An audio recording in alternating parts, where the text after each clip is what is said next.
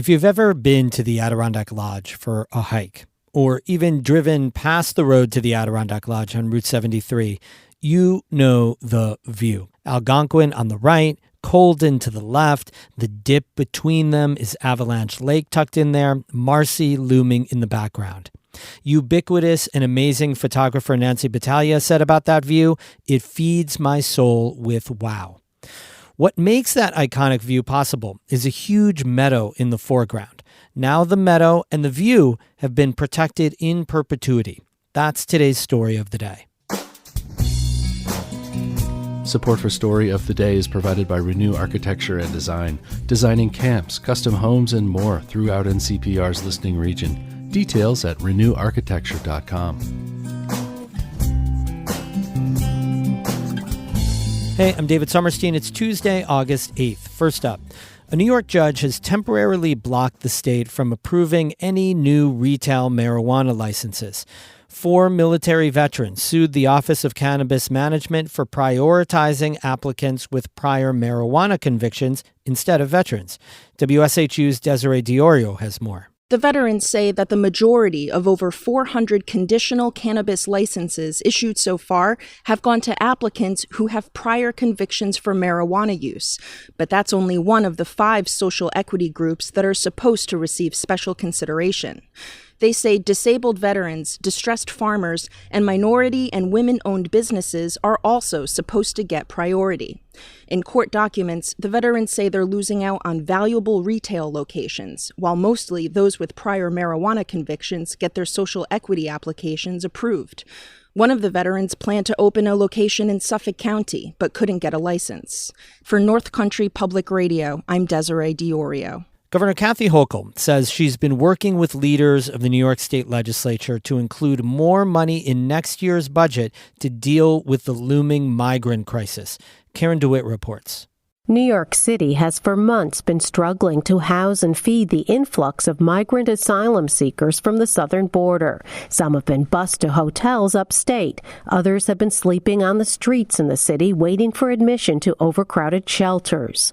Governor Hochul says she does not expect the crisis to end anytime soon. She's asking the Senate and Assembly to consider allocating more money beyond the $1 billion that the state has already pledged. I'm already in conversations with the legislature about the next year's budget to make sure we have the financial resources to help the mayor address this crisis. It's untenable, and it's at a breaking point, and I'm working hard with them to find other places. Hochul says the state is also footing the bill for 2,000 National Guard members called in to help and is establishing sites to house migrants, including a former prison and psychiatric center, as well as an airplane hangar at JFK Airport. For months, Hochul has been asking President Joe Biden to grant a waiver to allow the asylum seekers to begin to work immediately and forgo the 6-month waiting period before they can seek employment. Hochul says the migrants want to work, and many industries in the state could use the help. So we can have these individuals who I know will be welcomed by all employers who are begging for us to find people to work in landscaping and in hotels and restaurants and nursing homes and in hospitals and kitchens. I mean, there are so many jobs that we could put people in tomorrow. The governor says she speaks with the White House frequently, but so far she has not been successful. Hochul's also asking the federal government to help identify properties that could be converted to temporary shelters. In Albany, I'm Karen DeWitt. A new Border Patrol station in Clinton County broke ground last week. The 36,000 square foot facility will replace the current one in the town of Champlain. It's expected to open in 2 years. According to U.S. Customs and Border Protection, the current facility was built for 15 patrol agents, while the new one has been designed for 50 agents and staff. The huge construction project comes just a few years after CPB opened a $215 million facility in Alexandria Bay. CPB is also eyeing another Border Patrol facility in Blind Bay on the St. Lawrence River. That project is being challenged by some local residents and environmental groups.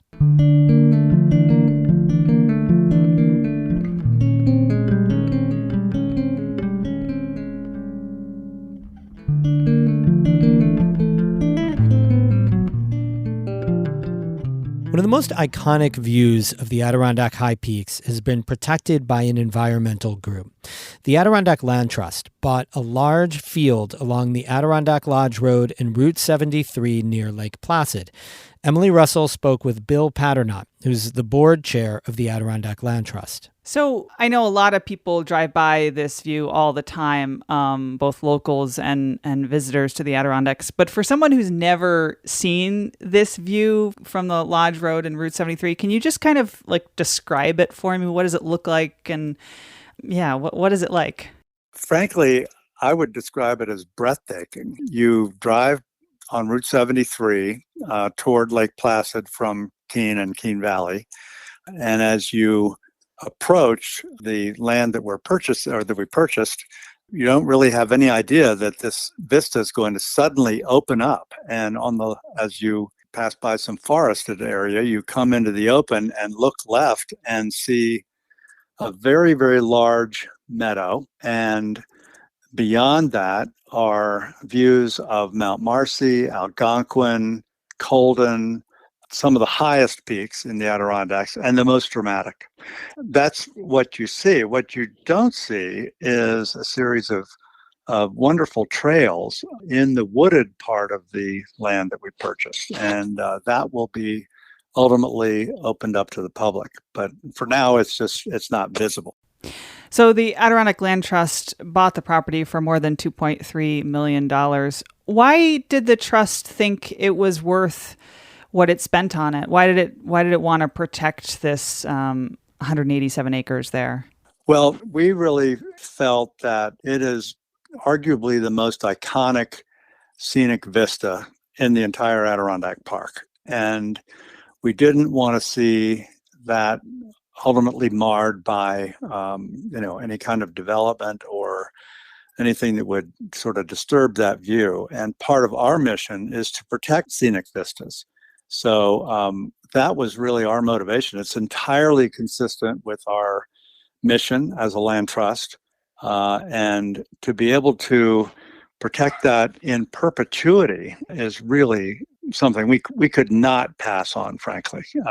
And also, I would say, we were uniquely positioned to do this because of the scale and scope of the land trust.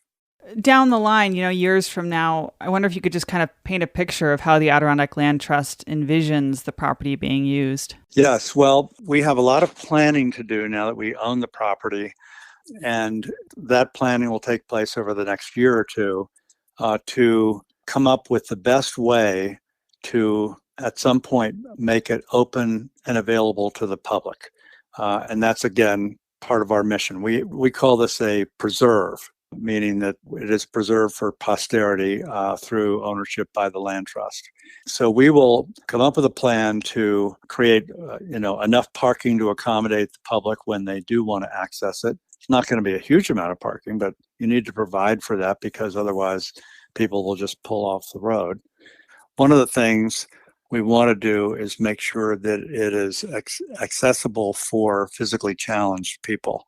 And we've actually had a chance to test that out a little bit with some people that we know. And so, there aren't many trails and public lands in the Adirondacks are simply not handicap accessible.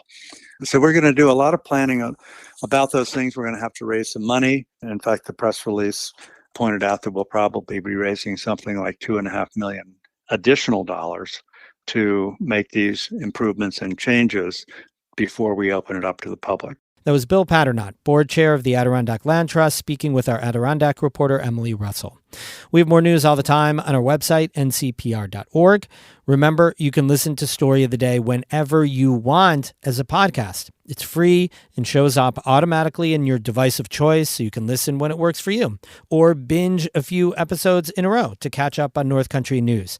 Subscribe to Story of the Day in your podcast app of choice, or go to ncpr.org/podcast to learn more. Music today by Alan Dunham of South Glens Falls and Evan Veenstra of Gananoque, Ontario. I'm David Sommerstein, North Country Public Radio.